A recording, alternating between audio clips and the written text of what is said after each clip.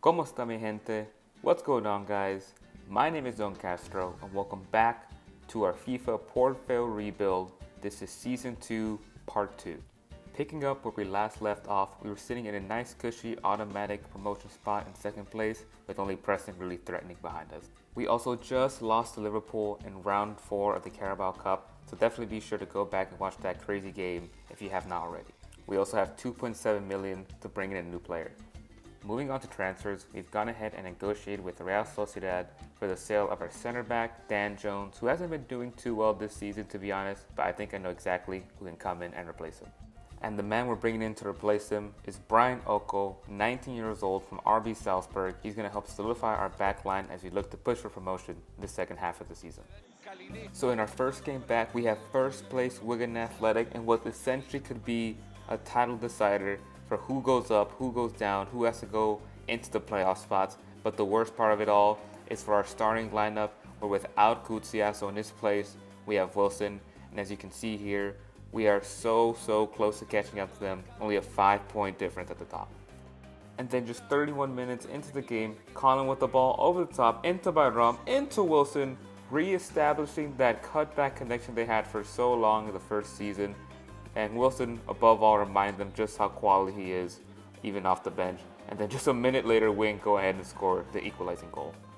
Moving into the 50th minute of the second half, Byram driving into the lane, finds Garrity, who's not even supposed to be up here, and then look at the celebration.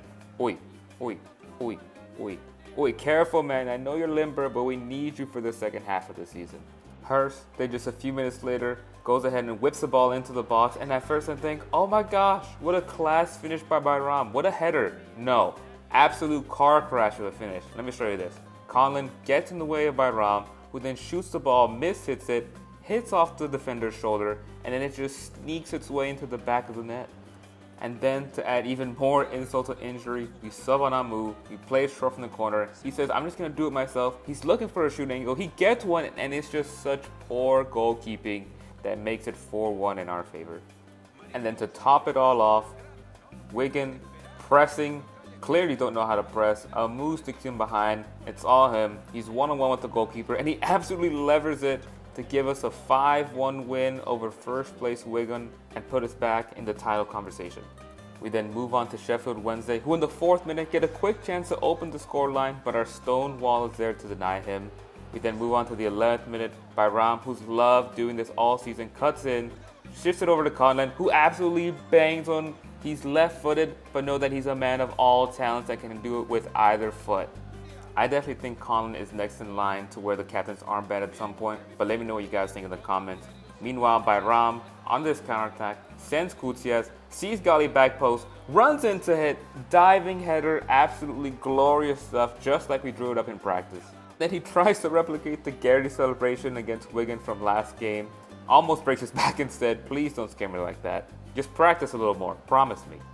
Just a couple of minutes later, Sheffield, on their second chance of the game, I swear, score on a crazy through ball, make it 2-2. Kamara then says, you know what, I'm just going to lever it, and it's an absolute howler of a goal from the Sheffield Wednesday goalkeeper. Let me see that again.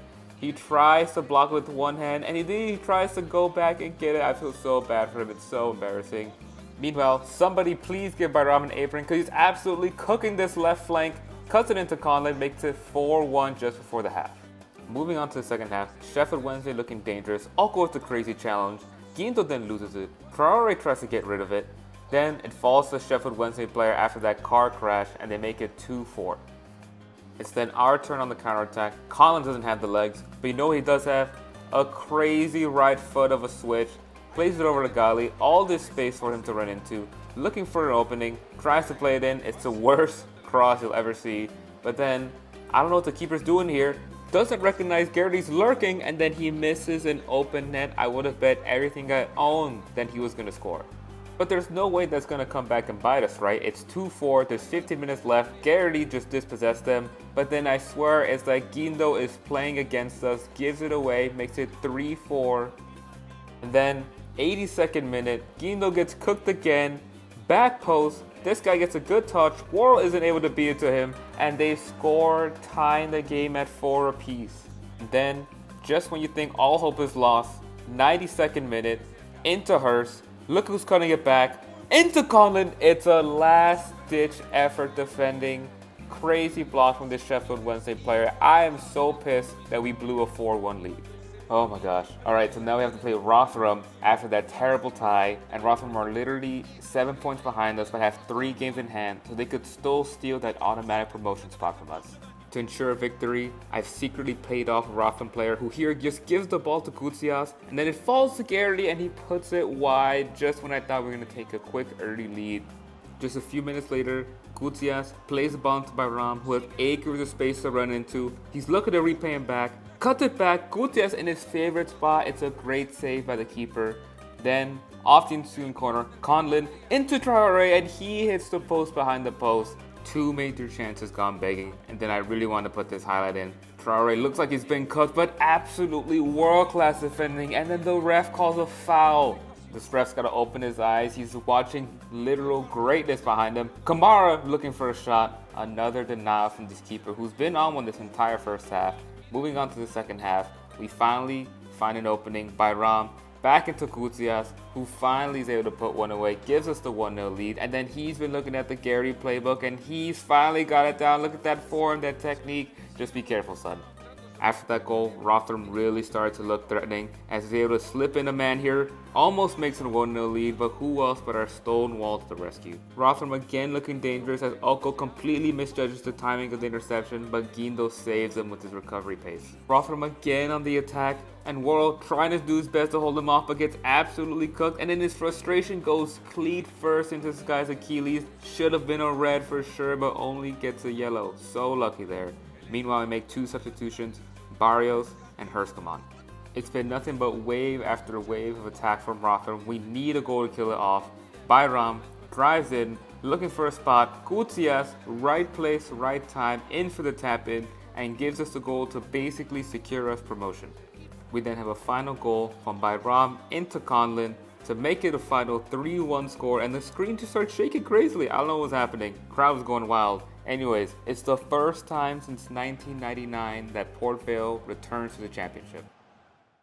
So it turns out I actually lied about securing promotion. We're still in second place with 88 points, but Rotherham are still right behind us, only 10 points behind with 3 games in hand.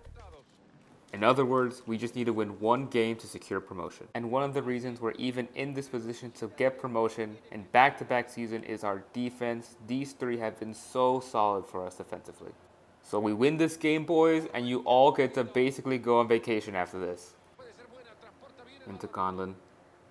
Out to Bayram. Oh, no one's been able to stop him this season, and no one's been able to stop this duo at all this season. It may have been Goutsias who scored this goal, but make no mistake, Bayram has been our best player. He's had a huge breakout season. Dangerous corner for Walsall here. Just try and get this clear, boys. Just try and get this clear. That's actually a really good header. It's like the only place he could have put that. I honestly think this is only like the second corner goal we've ever conceded, but... What are you doing? Oh my gosh, he ran the wrong way. Kamara. Oh, look for the run. Look for Goutsias. Oh, that is definitely not where I want to play it. Alright, out wide to Bayram. Oh, look at the space, bro. No one's closing you down. Just keep going, man. Just show him what you're about. This is what I mean. All season, he's just been able to pick up the ball, make something out of nothing. He's been our most dangerous player. Conlon, just feed Bayram. Bayram, and he'll just handle the rest. He will take care of whatever you need him to do. Ladies and gentlemen, we are literally watching a star born before our eyes.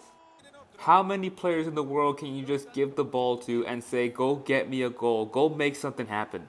Look at Bayram. Look at him point him.